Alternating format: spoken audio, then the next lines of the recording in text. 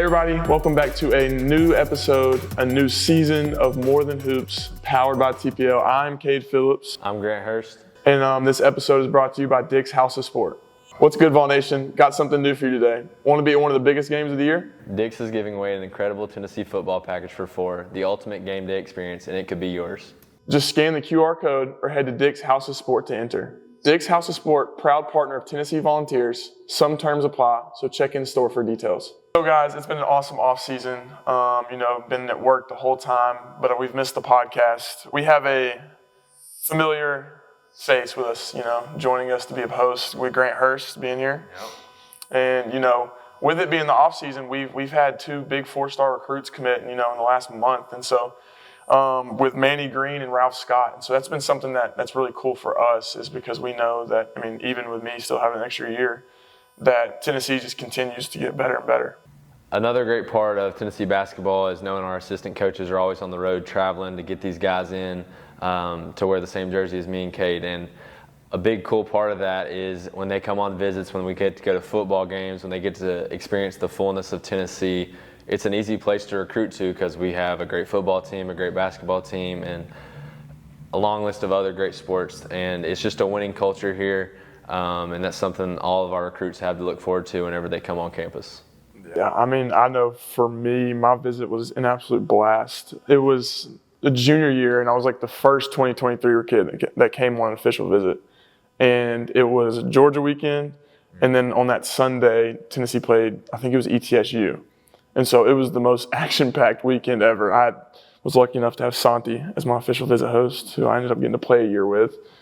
Which was cool, which was surprising. I had no idea that I was going to get to play a year with him I don't know. So it was, we have a blast with the recruits. We really just take them in, and it's kind of funny that they hang out with us for a weekend and then they just go back to high school. It's kind of, I don't know how your recruiting experiences were, but my unofficial started when I was 6, come to Neyland with my dad, and I was a pretty consistent visitor,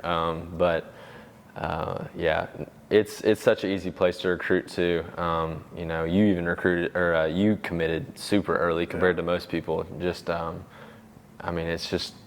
a very unique place. It really, the culture is like, you can feel it with the fans, you can feel it with the coaches, the players. It just feels different. And that was really ultimately why I ended up coming here, was it felt different. Like, it just didn't feel like everywhere else. And it has been cool to see that actually be true with me being here, is that it is just different. Yeah, we've been so successful in our 2 years here, and everywhere we've looked, we've been a part of a national championship with the baseball team, a lot of excitement with the football team, first year playoff run last year, and even women's basketball is now starting to pick up. So they're looking for national championships now. Their team is loaded this year, so it's cool to see.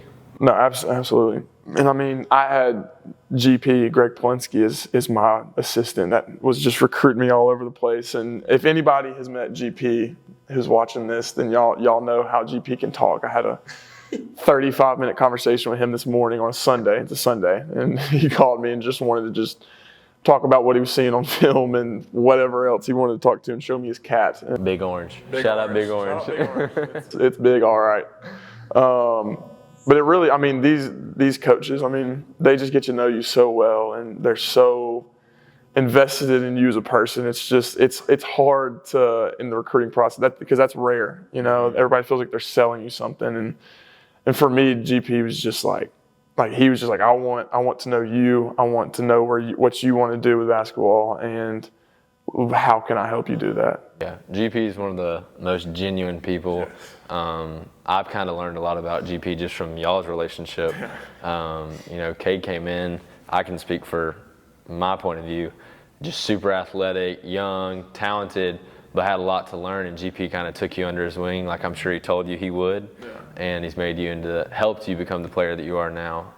And you obviously, your role is going to be different than blocking shots and catching lobs this year. You're going to be running the wing a little bit, so we're all excited to see that. That is something that I'm really grateful for. Is you hear all these nightmare stories of guys being recruited to college, and it turns out nothing like what they thought. But I was lucky enough to be recruited here for a long time from a pretty young age, and so GP telling me all these things and for me to come here and it be true that he was going to work with me at my game and not just put me in some box. And it's really been cool to like have gone through that recruiting process and, you know, seen those practices, seeing what I'm getting into with Coach Barnes, you know, with him, you know, being on guys and have GP telling me all these things that, you know, we're not going to put you in a box, but we're going to grow your game. And for me to come here and that actually come true has just been awesome. Been something I'm really grateful for. So moving on from last season to this season, there's been a lot of leadership come in the door and also leave. To mention the guys that left, Jemai, Zakai, Jordan,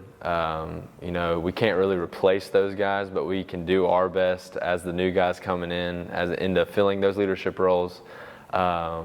But it's really going to be just cool to, you know, as you've already seen this year in summer, going through the off season and into the preseason, just how guys can lean on the guys that have been here, and those guys were those people for us, and I think that's really cool. No, it's been wild, and I've told this story about the end of the year, and you've heard it, of course. But I mean, those guys have been a part of my entire college career, and your career here with me, and so it's been funny that I've been that young guy that's been trying to play and look up to them and follow what they're doing, and then we get on the plane to go home after the tournament, and we get a text message going, "Hey, like meeting's tomorrow," and we go into that meeting, and they're like, "Cade, you're the most tenured player on the team now. Like, we need you to step up." And so it was like literally in that 24 hours, it went from I'm the young kid that's looked up to these guys who've been a part of my entire college career, and now it's like you've now become that guy for other people. And so it's been a wild transformation. Like this summer's been a fun for me because it's been a completely different role,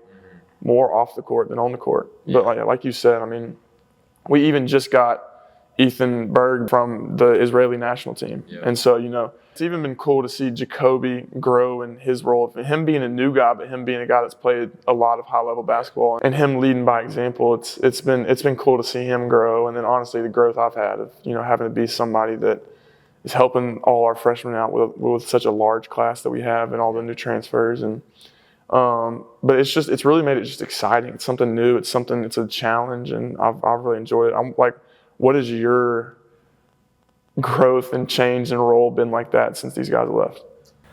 I feel like I've felt a lot more ownership of, I guess, the direction our team is moving in, as far as like chemistry, communication, and just, I guess, really trying my best to bring what they brought to our teams to the team that we have now. And I feel like Z was great at locker room and on the court, of course, but the off-court chemistry, Z, whether it was cracking jokes or like bringing people into conversations that don't even really need to be in the conversation just for fun. But I think the thing that I have enjoyed the most has just been guys leaning on me for advice, and obviously we can give it because we've dealt with not coach, but just the difficulties that Tennessee basketball brings. We're put to the fire every day. And, you know, leaning on each other is super important. And that's what I've been preaching, as you know, leaning on each other, bringing the energy for one another. So, yeah.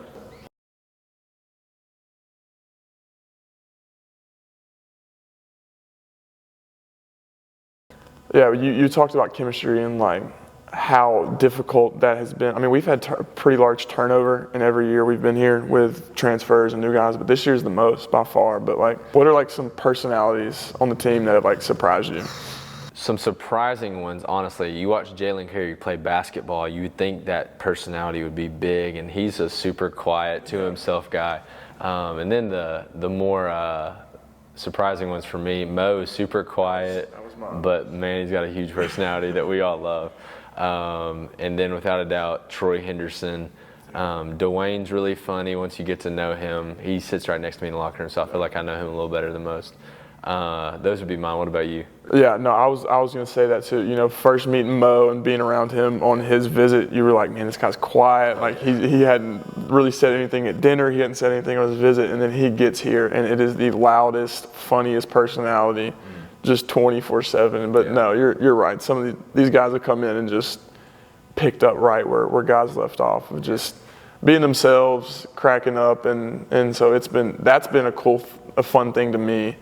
It's kind of getting to know everybody and seeing everybody's personalities, because everybody's come from different colleges, different places, and we've all converged randomly together in this on one team. Coach Barnes has said in his press conference, we've got some really big games, to start the season off early. We got Duke in the exhibition. We've got Houston in the Players Era. Like, what kind of doors does that kind of tournament open for us? Especially that early in the year. Yeah, I think at least our first 2 years here, in the non-con we played number 1, number 2, and then we came home and played at North Carolina. And then last year, of course, we started the season 14-0. I think it was before we lost. Might have been 15-0. It was up there. Yeah, a lot of games in a row, but.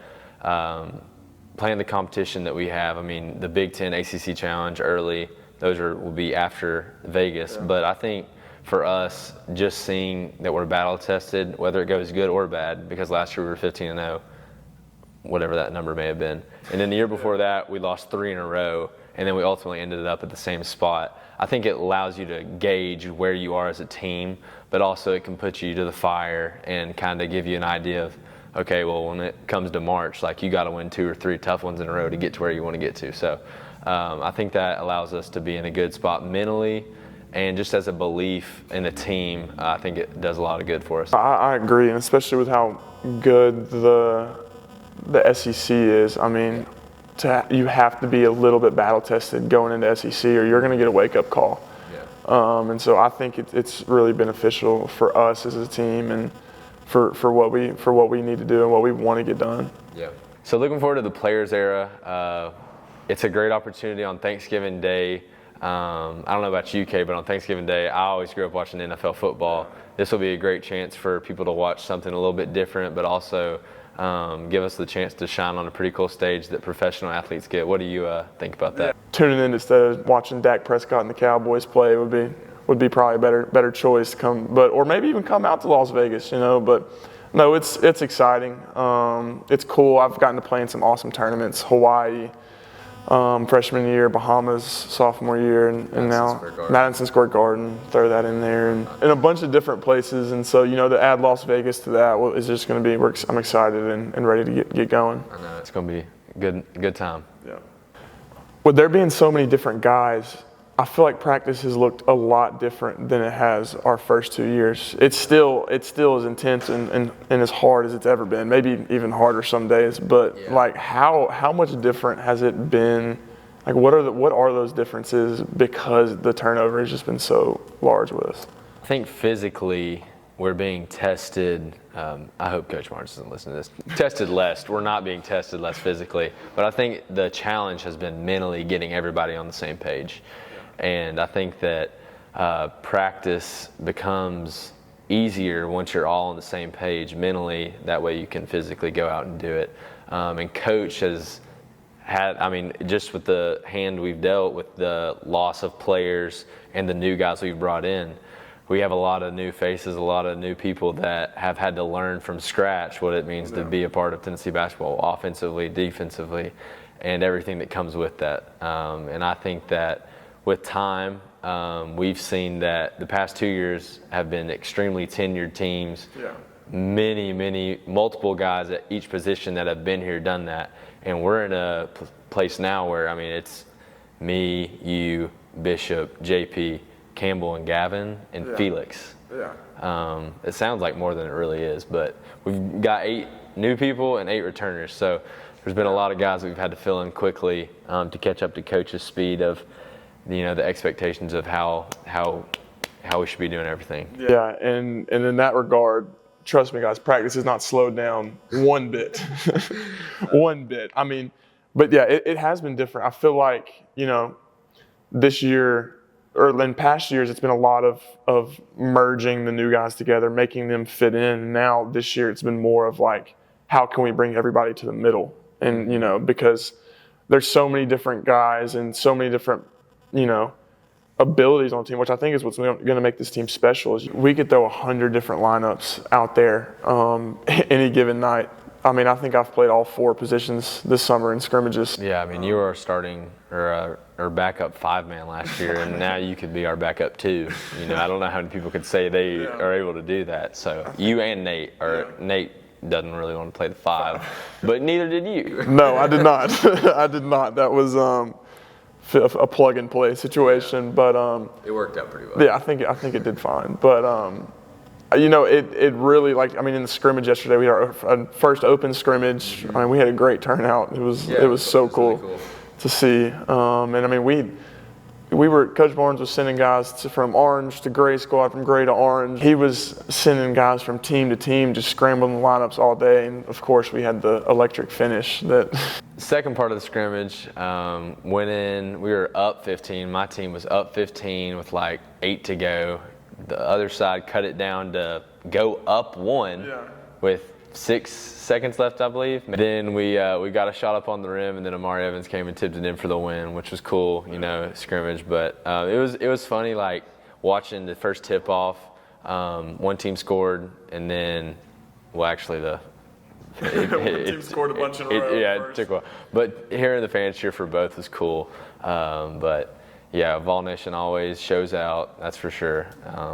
But I think a cool part about our team is Jacoby's new, Nate's new. I can't even there's a lot of guys that are new. There's some. But each individual person has kind of understood their role.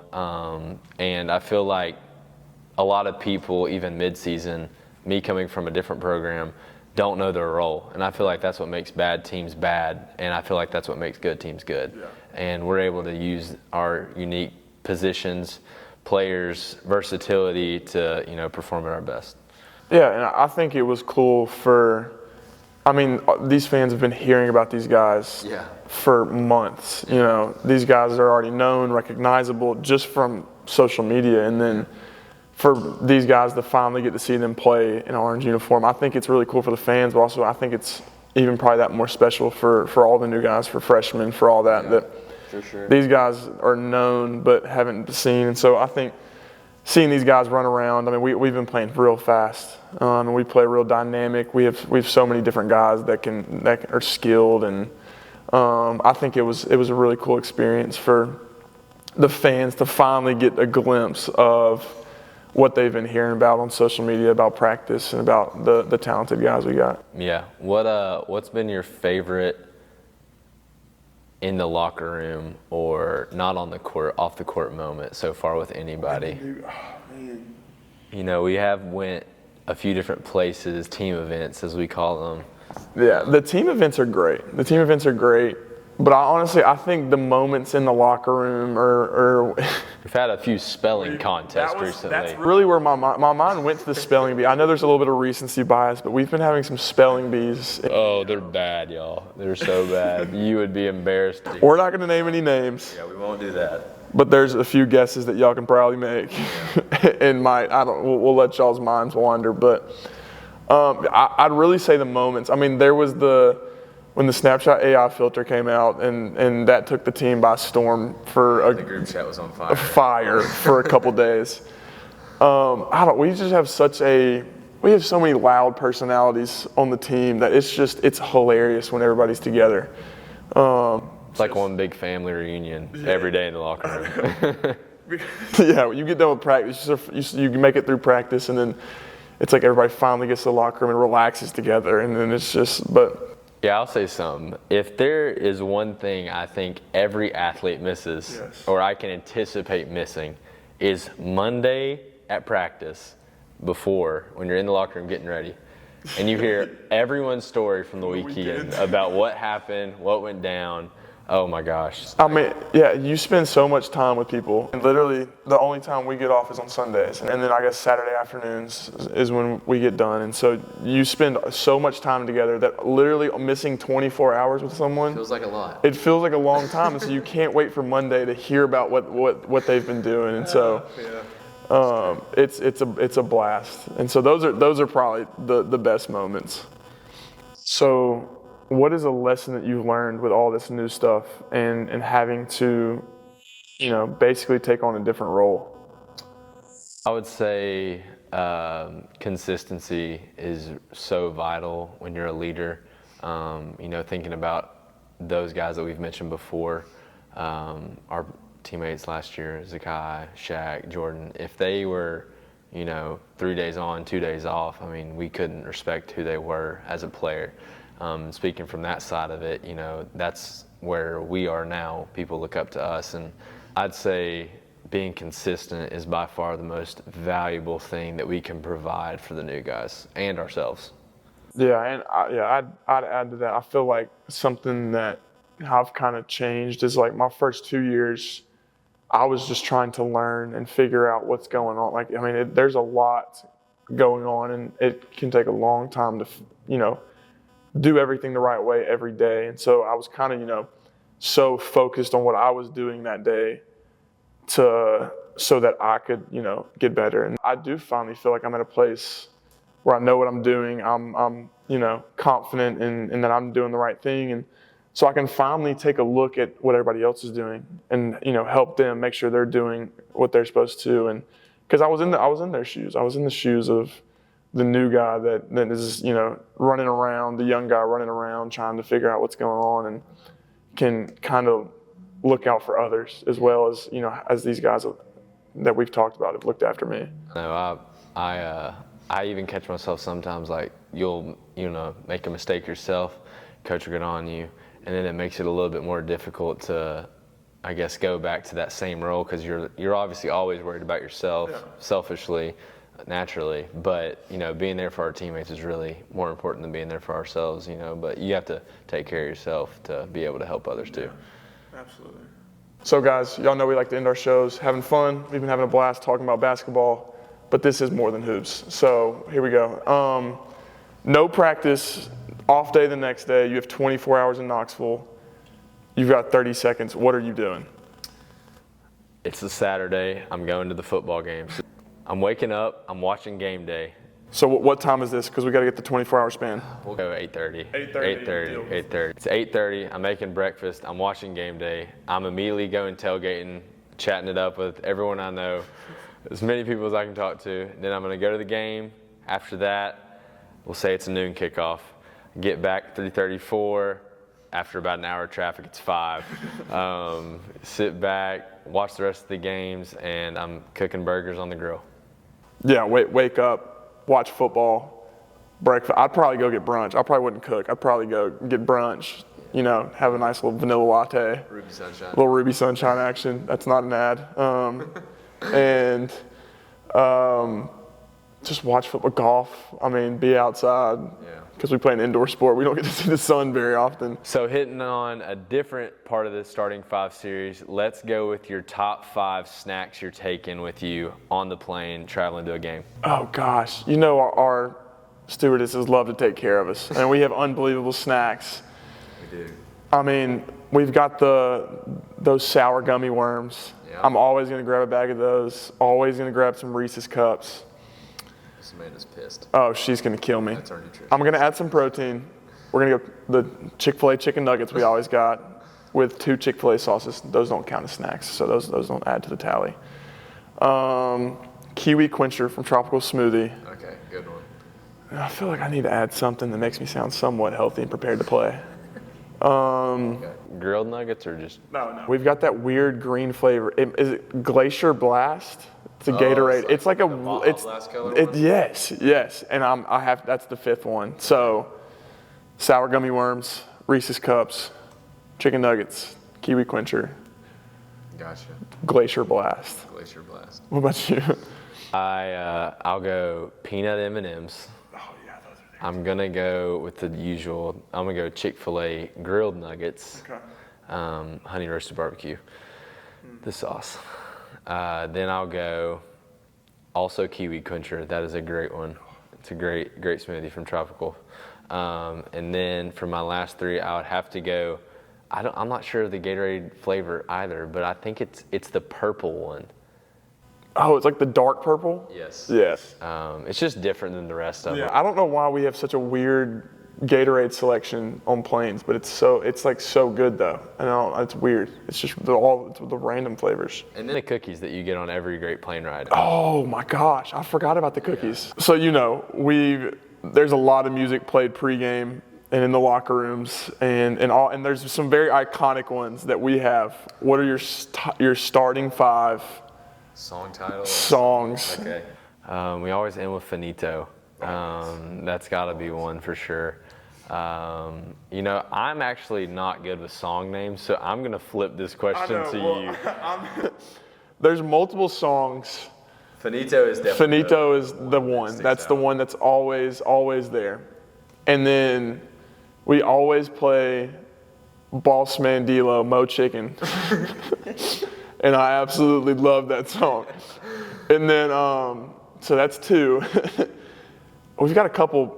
Boss Man D-Lo, Finesse. Okay, yeah. Is a great one. Was that more JG or Felix last year? Mo Chicken was Felix, JG was Finesse. Yeah. Oh, Migos. JG loves them. Oh, the Migos. Anything Migos was JG. Stir Fry. And then, what's Zakai's song? Lil Baby. What is Zakai's song? Can you help me? Yeah, can you help? I don't think it's Little Baby, but the Can You Help Me? That's my top 5. That is starting 5. Yeah. Finito, Mo Chicken, Finesse, anything Migos, and Can You Help Me? We all can help with the song title. I won't finish the lyrics, but Can You Help Me? He loves Lil Baby. That's why it made me think of I know he does. No, I don't think that one's Little Baby. Trying to get my life together. No, it has to be. Real Boston Richie, Help Me. That's the 5th one. I don't know who Boston Richie is, but Real Boston Richie, shout out you, man.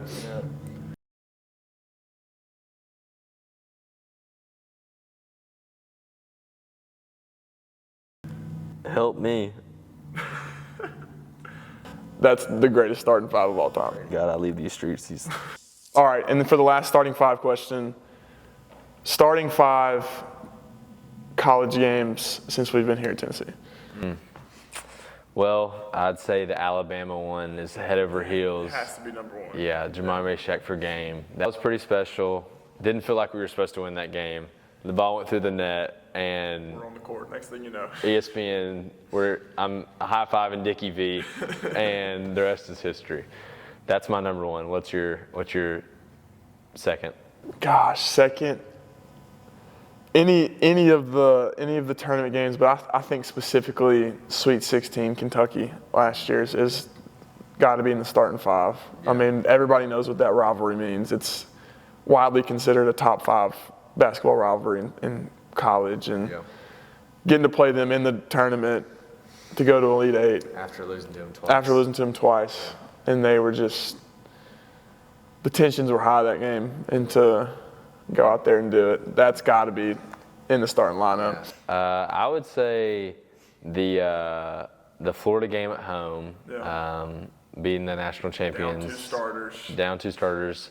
I was the 8th man as a walk-on. That was a scary, cool moment of the coaches being like, hey, you might go in today, and then get stretched. Yeah, Felix was in foul trouble early, and I was thinking it was reality for a little bit. But there was a chance we were going to see Grant Hurst play the 5-man. Yeah, that would have been rough. But we pulled it out. We had a great game. I would go a step further for my 4.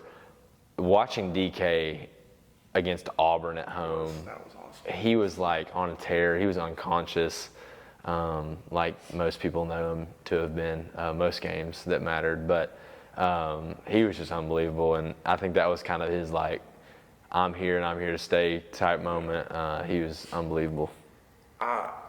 The South Carolina game, our freshman year, as we joke, winning an SEC championship, outright SEC champions, was awesome. I mean, it was an electric game. They were really good that year. Yeah. We pulled it through at their place after they beat us at ours. Yes.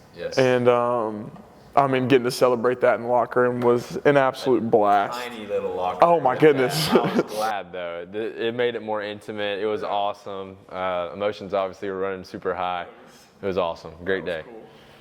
And then this is the most fun I've had playing a game, and I'd say a week, was winning the Baja Mar in the Bahamas. When we played Baylor, we were both top 5 teams at the time. Or maybe we were outside the top 5. They were 4. I don't remember. It was a top 10 matchup, obviously. But man, we go out there. Chaz scores 25 straight, and on fire. I mean, that game was a blast. You know, being with that team, and we're in the Bahamas. It was a fun trip for us, and It was a great day. We pulled an all-nighter. All-nighter. We had 2 or 3 off days after that. We did, and the game ended really late because of what time we were playing for TV times, and so everybody's families came to that game. We got to be with everybody's families. It was that for me is that's one of the games where I was like, that was the most fun. Yeah. Starting point guard, we had Alabama, Yep. the Jamal Mashak shot. 2, we went Sweet 16 against Kentucky. 3 was Florida at home, being down guys. 4 was Auburn, the Auburn game where DK went crazy. 5 was winning an SEC championship outright. And our 6th man, just for fun, was the Baja Mar championship. Yep. Having a good time. In the ballroom. In the ballroom. Yeah. Feeling about as high as this one. Yeah. Well, everybody, thank you for joining us. Thank you for being with us. That is a wrap for this episode of More Than Hoops, powered by TPL. Shout out to Dick's House of Sport for sponsoring this episode. And don't forget, as always, Miss JG, like, comment, subscribe, comment who you want to see as a special guest. You know, us 2 are here to stay. Who do y'all want to see? You know, we've got some ideas. Y'all let us know. Thanks for having us. Bye, y'all.